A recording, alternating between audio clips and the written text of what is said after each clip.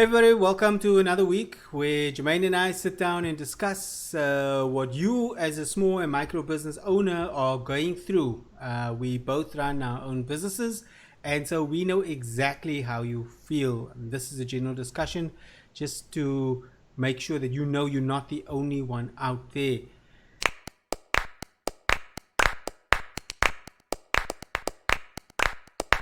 10 years. So I thought let's focus on Jermaine, just a little bit about you. So and where you come from. Jermaine, tell us, how old are you? I'm, I'm 44 this year, Richard. Yeah, I'm gonna say it's been a good journey. You know, this, like you said, it's been a lot of challenges, been a lot of ups and downs. But you know, through even with the downs, even with the challenges, you tend to take the positives out of it. You know, I, I, I, I don't try and dwell too much on the negatives. Um, I think the older I'm getting, and you know, the going through this journey as an entrepreneur has actually taught me that, you know, even if there is negative aspects of the journey, try and take the positives out of it. So Okay. and try to enjoy the successes that you mentioned, the small little Yeah. victories. Cool. I think it's very important. I think it's very important. Great stuff. So you're speaking about the successes and enjoy the small things about that. Mm, What's your mm. business name at the moment? And we can see it in the logo, the Yeah, bottom. yeah. Well, that's a good question because a lot of people get it wrong. Sale. To the yeah, to the point. Well, there's been a couple of variations to the name. Yeah. It's been Sale. It's been Sial. Sial is the one that comes up a lot. But our name is actually Sile. Sile Consulting Incorporated. Short, Sile Consulting Inc. Um, Not there's always a pencil. question, not pencil. Yeah. Okay. Perfect. There's always been a question. Then the typical question is, so how did you come up with the name?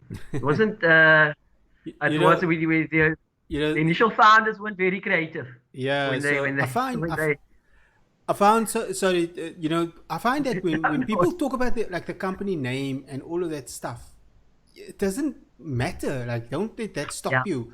Like they, mm, and we spoke about it in a previous episode, last week. is Yeah, that yeah. like you have ABC Incorporated, you have ABC Trading. It doesn't actually matter. You can always change it. Like later on, have a trading as. The name doesn't matter. It's what you end up branding yourself as that is important. Are you the best in what it is that you do? Mm, mm. Do you command a market segment, or do your customers sing your praise? I think those are the things that are way more important than what your name is, your company name. Yeah, um yeah, there are some uninteresting company names out there like Alphabet. I mean, she was talk yeah. about not being creative, but and that's a good Yeah, company. it, it's I think you're right. I think people get too bogged down and they spend hours thinking about the what's got to be the right name. Thankfully, our initial partners, they just they just came up with letters, put it together. There you go. Nice. So Okay. it's still a good story to tell. Great stuff. Is this your first venture that you are part of, and and where do you come from? I Well, mean, what is your so so educational I background? Let's talk about something. so yeah, I my journey started obviously when I was at high school. The I think I always wanted. I was talking to my staff this morning actually about, you know, the what the topic is today and my journey, and I actually wanted to be an architect. I thought I had this the gift of the gab in terms of drawing buildings, but that didn't last. I went to Pentech University in Basel, and I studied internal auditing as a major. So that was obviously all geared towards controls, system controls, etc. And is that a Straight out of is that a 3 year, 4 year? How long was that? It was a 3-year diploma, Yeah. and then I did my articles at the same time, and I did my BTech degree over a 2-year part-time Right. period, which was very tough because 8-hour workday, had to dash, take the train, take 2 trains actually to get to Bellville. But yeah, persevered, and yeah, I sort of didn't quite finish my honors because I wanted to get into the entrepreneurial space Mm. pretty quickly. So uh, the CA qualification wasn't really something that I was heading towards, you know. Okay. So in 20, I think in 2010, I was still working for the company, and I soon realized that, you know, I wanted to do something for myself. I had a good feeling for working with people. Um, I always tell my guys at the office that, you know what, I'm not necessarily the best at accounting or the best in auditing or the best in tax, but I always had this gift of joining people, Yeah. and understanding people's needs. And I might not necessarily have that answer for you, but I know how to connect you to the person that does. So I actually in 2010, Richard, I decided to start my own little accounting practice called Omniscient Accounting, CC. And that was actually doing very well, but I soon realized I'm going to outgrow it because I could only do it after hours. So, you know, that was a bit tough. Yeah. Working over weekends, working late nights. Side hustle. So didn't, yeah, little side hustle there. Didn't moonlight at all during my employer's time. So, but saw an opportunity, and then that same employer is actually a client today. So it worked out for both of us. And then, yeah, in 2012, I decided to join Sal Consulting. Sort of Yeah. resurrected again because it was kind of parked for a year or so. And the journey started in 2012. April 2012 was when I joined Sal. Cool. So that's super interesting. You talking about you moonlighting. And it's a similar story to mine. I also built out my company for 2 years before I went full time into it, um, and I didn't take away from my employer at that time. I didn't take away from their time. I actually set these goals that I had to. Not only was it, if I because they got to a point, so there was years. I mean, our domain, imagination of Tirozere, was registered in 2002. I only uh, registered a actual business at the in 2007, and then went full time in 2010. So um, so there's like 8 years there of just tinkering around and messing and doubting Yeah. myself and sort of not knowing what to do and then making Mm, excuses and all of those things. mm, So mm, the moonlighting thing is very similar to what I did, because when I finally started taking my business seriously and said, look, either I'm going to climb the corporate ladder and like be good at my job, or I'm going to do this mm, business thing. And I set myself some mm, goals for the business side of it, so that I had to sort of mm, get some revenue and consistent mm, revenue. So there was mm. that, because I had a family, and I had a bond and Yeah. those kind of stuff going Yeah. on, and lifestyle. So I said Mm, those things, but then I also said, well, I also got to be really good at my day job, my work, what I'm getting paid for, salary, because I just mm, felt that was fair, that was right. And so, mm, I mean, I did both those things. And then when it got to that day that I needed to step full time into the business, that I had to quit my job, I was still so freaked mm, out and mm, afraid and scared. mm, And mm. yeah, so it's interesting to hear that part of your journey. Yeah. I, So I in mean, what yeah. yeah, so go for it. No, sorry, Richard. Just my decision was actually made for me. All right. So you just said, you had time to think about your timing, whether you had to step up to, take that leap of faith. Um, I must actually thank my previous employer because he was sort of downscaling as well at the same time.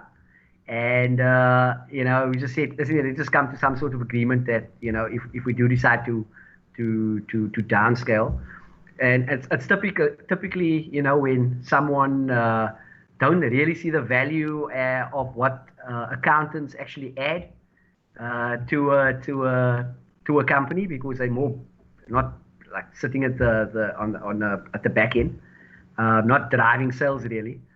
Yeah, I actually till this day I say thank you for making that decision, because Wow. it was the best decision ever. Yeah, it's similar to, I mean, everyone's situation where you are is not where you're meant to be, you know. Yeah. So, like, you're always in a growth stage, no matter what's happening. So, Mm, even now, in your business right now, where I am in my mm, business, it doesn't mean that that's like where we are going to be. We're never going to be anywhere, man. You just are where you are. And mm, you have to have focus on a goal and then working towards it. So cool. Yeah, mm, it happens. Yeah, people get pushed out, and mm, that opportunities. mm, It's what you did with the opportunity, or what you did with that situation that made all the difference for your success. How long mm. has it been now? How long have you been in business? 2012. So that would be what, Oh, eight eight eight years? years. Great. 8 years. Yeah. That's a decent stretch. Yeah, so it's like I said, it's been we've reached some good milestones in our journey, and hopefully there's more to come, because I think I mentioned it in a couple of episodes back about you got to constantly evolve, A, as a person, and B, your business. So I feel that I'm there at the moment again. It's almost like a fourth sort of evolution coming. Mm. So What's bringing yeah. you? What's making you say that? Is it COVID? Well, no, no, not this. I think COVID. I can honestly say that it wasn't. It actually has nothing to do with COVID. I think it's just on that growth. Sometimes you feel that you just need a bit of something extra. Whether in our case we went on a campaign where we started off with three staff members. Now we're on 13, and you kind of take a step back and you go, okay, COVID, yes, people had to start working remotely. You start looking at the type of clients you're attracting. Is does your company goals still align with your personal goals? So all of that things, I sort of looked internally, and I personally feel if you don't ask yourself those questions, then you become complacent, Mm-hmm. and you almost, that's a very bad place to be. So even having these conversations, Richard, was a big thing for me, because it's not something that for people who don't know me, they probably think I'm a very quiet person, and a lot of clients say it when they meet me for the first time. I don't necessarily talk easily in that first meeting or so, especially if it's more than if it's not just myself, or Alan's maybe in the meeting. But they certainly get to know me as they go through their journey with Sal. Mm. Yeah. So I mean, so now you've been in business 8 years, and you've got your skin in the game. You've given your pint or two of blood, to make this a success. What has Lost a bit of been, hair as well. oh, lost a bit of hair, you know. Yeah, well, sometimes I make fun and say, especially when you lose things, I would say I wish, you could take, like, you must take some fat and put it on the thing that you are afraid of losing, because you always seem to gain the fat back. So it's bad joke. Anyway, my attempt at a joke. Yeah. So I mean, in this 8 years now that you've been in business, when you contemplate and you think about it, like, what's that one thing that is your north star? What is the thing that keeps you going and keeps you motivated through all the the mud and the good days, the bad days? How do you center yourself over time, not just on a particular day, but over time? How have you looked at, thinking about it now, when you look back at it, say like, this is the thing that always guided me. This is the thing that sort of drew me to carry on, to push forward, to not give up, to not sort of say, okay, I'm out, let me go get a job or whatever it is. What is that for you? I think that North Star for me, if I can answer your question now, is basically I love making a difference in the lives of clients. Their success is my success. So I thrive on that. Yes, there's I also have to have with people say, yeah, but you need to make a lot of money. And yes, that's important. People that says, the money doesn't matter. I think they're talking absolute nonsense. But the Life is, money, come the on, the money money, is not important. the money, no, the money, the money, but The food is the money free. will We just, come. we open our fridges and there's food in it, right? That's That's it. Yeah, exactly. Exactly. Yes, you'd love more, and who doesn't want to have more? But what I'm trying to say is, your success as a client, if I can make a difference in your business, it gives me great satisfaction. The more success you have, the more success we have, because we retain you as a client, and a successful one at that.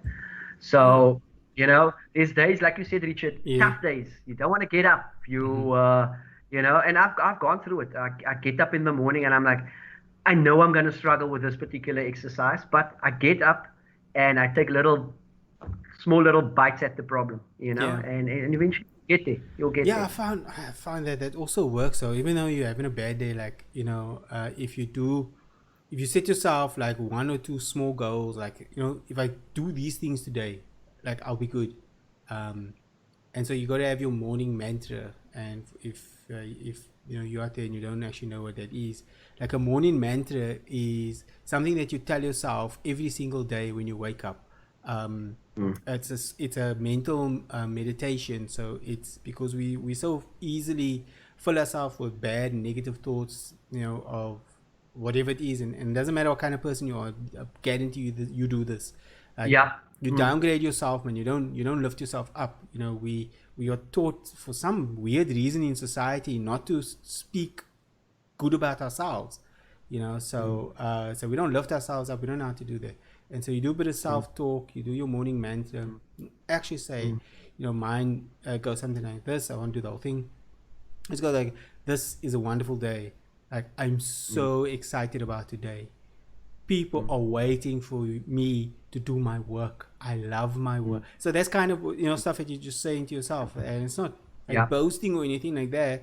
It's just literally psyching yourself up for the day, and it becomes easy to deal with. And you find that if you set yourself just like one or two small tasks to do, that, Mm. if you've actually done Mm. those things, Mm. then it's fantastic. And if you're looking for some motivation, or I've got a video that I made about how to stay motivated when the music's not playing. I'll link to it somewhere, and then or in the link description, and then you can go ahead and watch that. It's a fantastic video I made it, so I'm biased, but it's just a little tool, a little hack that I use, my Yeah. calendar, to help motivate me, and it still use it today. And I look and I go, I still feel like I've actually did value. I didn't do as much as I wanted to do, but I still did something, and that's important to Mm. have for you at the end of the day. Mm. So, Mm. Jermaine, business. So that's your North Star, making sure clients are happy. I find that very fluffy. I know it's true. But Yeah. I find those things very fluffy. If Mm. if there was a do over for you, like, business wise, the lessons that you've learned, like, what would you do, speaking to a younger you? What would you tell you to do differently? Hmm. I'm looking at my younger self now. What You're would I do wondering, differently? what happened to all that hair? What happened to all the years? I um, probably taking a bit more risk, Richard. I mean, I th- people that sort of know me, they know I wouldn't say I don't take risk, but it's probably a bit more calculating risk. But yeah, I think just be a this type of thing, for example, our conversations. I'd probably be more on the trying to drive that aspect a bit more because I've always been in the background um, of conversations in terms of I let the people who's good at talking do their thing. Um, but yeah, probably just be a bit more upfront. Yeah, I don't know if that's making any sense. And Yeah, it is. yeah, probably just risk a bit more, in terms of being a bit more in the forefront, Yeah. and not being that what I'm the guy who's gonna just make sure the work gets done. Yeah, Um, you there's know, there's so um there's a few there's a, I mean I'm an introvert, and there's lots of no. no one believes me. I'm a shy person. No No, one yeah, Richard, believes me. I'm an extreme introvert. Eh? So it's very weird. It's very weird for me. Like this is fine, But I mean, there are situations where, like in a before COVID, there'd be like you go to these what do they call them, like meetups and like social events or whatever it is. I'm very very bad at it. Like it's if you once I tell you that, and then you see me at one of these things, and you go like, oh yeah, yeah you are. You're terrible. Like networking, like I'm bad at it. I force myself to do because I know it's important, but it is such a it's against all the feelings in my body. I tend to pull away from it. Um, but on the other hand, I'd stand on a stage and speak to 5,000 people, no problem. Like I'm that kind of guy. I'd feel like I want to vomit just before going on stage, but I'd go on stage and I'd have an amazing time. So Yeah. I'm weird. So I'm not quite sure where I was going with it. Anyway, so you're talking about being the introvert and then putting yourself out and that kind of risk. So like being on this kind of thing, doing we spoke about doing podcasts like this for a long time, I know, I know. Yeah. and so I get it. I, I, And I, so I guess that's a typical example. I mean, you were ready with this. You wanted to do this with me for a while now, and it wasn't like I was like, no, I don't want to do it. It's not my thing. But a part of me had that, what's that word I'm looking for? It did scare me a bit. So obviously with a host like yourself, it makes it a bit easier. But yeah, this has been a journey in the making for a yeah, while, and this so would have been typically something I wanted to do probably a bit earlier in my journey. yeah, I'm drawing blanks today. I'm not sure what's going on, but there's also this in some way I remember learning this lesson. It says, what's the difference between fear and excitement? Mm. Like, Uh, do you know what's it's the a difference? good. That's no. Cool. So okay, let's strip it down to like the basics, the emotions. What happens when you're afraid? Like your heart starts beating faster, right? Like you feel a certain level of anxiety. It's butterflies in your stomach, right? Your palms might get sweaty, right? Tricky. Right. That's Mm. fear. So tell me, what Mm. happens when you are excited? Your heart starts Yeah, beating it's a a starts little bit beating. Yes. faster. Yes. You get Yeah. butterflies in your stomach, Butterflies. Yeah. and your Yeah. palms might get a bit sweaty. Yes. So The it's biological reactions are the same. yeah. It's the It's the same. mental Yeah. positioning of Mm. that emotion that is the difference. So Yeah. if you watch sports professionals in interviews, you know, before a big game, they'll always say, "I'm excited. I'm so excited," and that's again coming back to the morning mantra, the self talk. Like telling yourself Mm. that today is going to be a great day, today is going to be a good day, is a very good practice to use. Um, and so even for these things, I still go like, "Oh, I'm excited to do the podcast." I notice you use similar language when we talk off air. You say, yeah, I'm so excited. I'm talking to the team like about what's gonna happen today, and you show up ready for it, and so that's kind of Mm. like, if I can steal a little bit of your interview and go and speak to the person watching this, is that, like, challenge yourself to do something that scares you just a little bit, like, Yeah, because you yeah. probably, that fear is the same thing as excitement. It's exactly the same Mm. thing as excitement, just the word you choose to use. So Mm. whenever you can catch yourself before you say that word fear and change it and use the word excited, it will change your perception of it. Well said. Yeah, so Jermaine, and then obviously now in your entrepreneurial experience, you look at your younger self. You say take a little bit more risks. Mm. You've been in business a while. Thank you for that. What do you see on the future? What's on the horizon for you as an individual? But I think in the entrepreneurial landscape, what do you think people should be doing differently based on your experience? I think every startup that or every business, whether you slightly new in the journey, it's something that I've actually had to learn pretty quickly. That it's great, and maybe you can correct me if I'm wrong, Richard. But it's great having your own business and shaping it and molding it and all of that. Stuff that comes with it, But you almost must be prepared to, if someone comes along and he makes a ridiculous offer, right? Almost have that as your mini goal.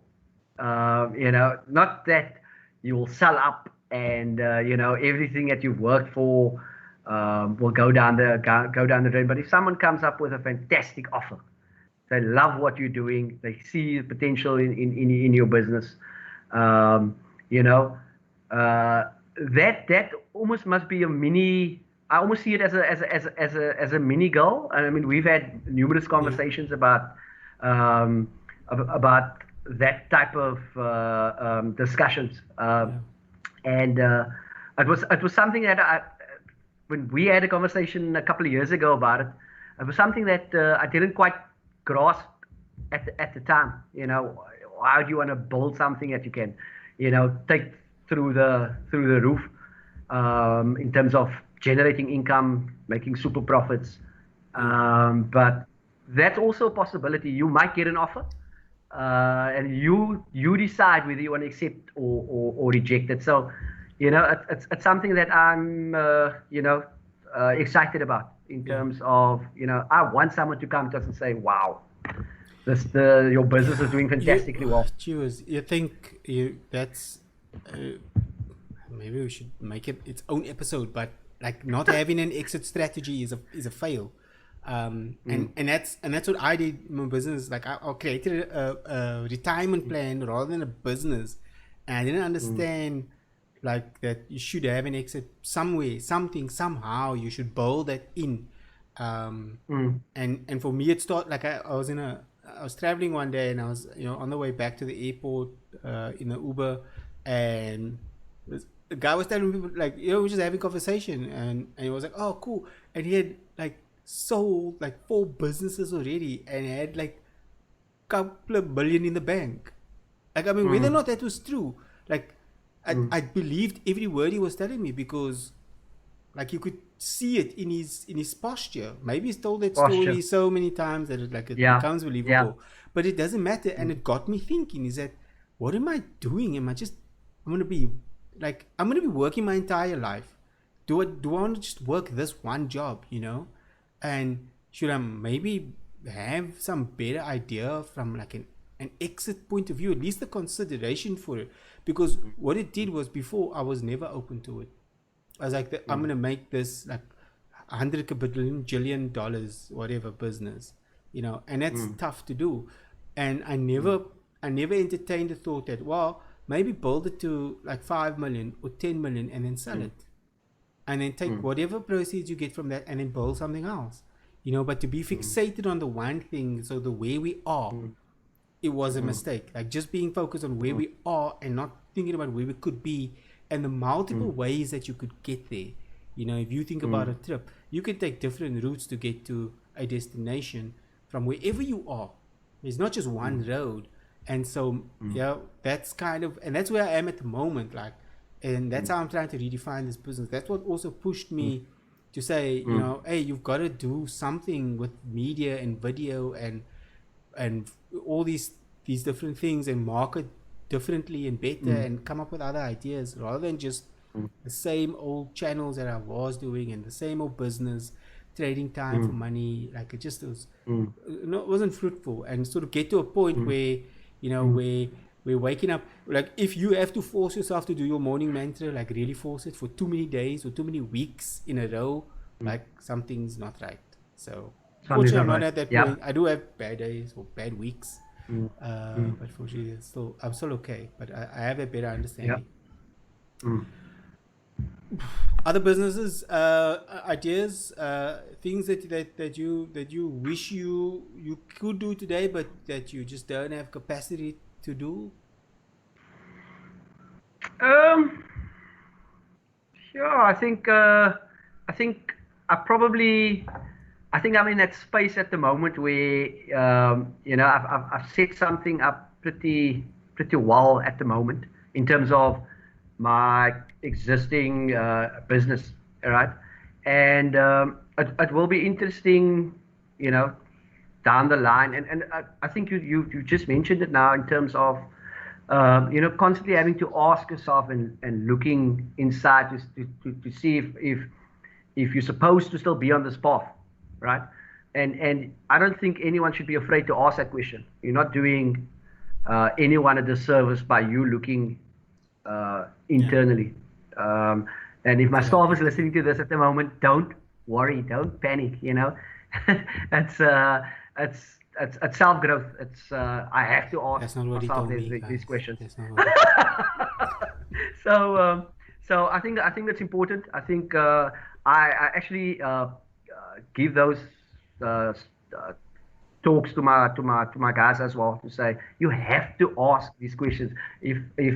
If someone asked me, one employee asked me this morning, I said, no, go watch the conversations with Jermaine and with Richard on LinkedIn or YouTube.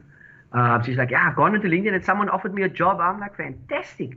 If someone offers you a job, it means we got the right staff member right here at Sal. So I don't see it as a threat. Yeah. And this is what I'm trying to say, Richard. I want everyone to sit down in your quiet time and ask yourself these questions. Are you are you fulfilled? B, must you still stay on this journey? And C, what can you do better? Yeah. To take it to the next level. Yeah. I've had in the earlier years of Imagination, I used to tell people joining the company, or they come for interviews or something like that, and I say, they ask like, why you ask these questions? I say, well, technically we expect you to have a certain knowledge. Like, that's just if you show up on your first day of work and you actually can't do these things, we'll just fire you. Like, it's that easy. I want to know if you've got the mental capacity to be here, and if you've got the right stuff, the personality to be here. Because when you work at Imagination, you will get job offers, because people know the training that I put people through. Yeah. That's become a reputation. Some can handle it, some can't. I'm not the Steve Jobs type, shouting at people. I'm not like that. But I just I know that to be excellent at something, like I unteach some of the falsehoods you were taught at whatever stage of your life, in terms of work and how to get things done, and your capacity to be able to do more than you think you can do. And I try to bring that out in people. And then if you work at Imagination for a year, I always say that's like 5 years experience in any other corporate company. Yeah. And so bringing that value, into people as well, so that they can be marketable. One of the things I've always done is say, like, before you accept an offer from someone external, talk to me about it. Maybe we can get more money. And I was like, it's genuine, because businesses, I don't understand business leaders that try to hold on to people for too long. Like, it's insane.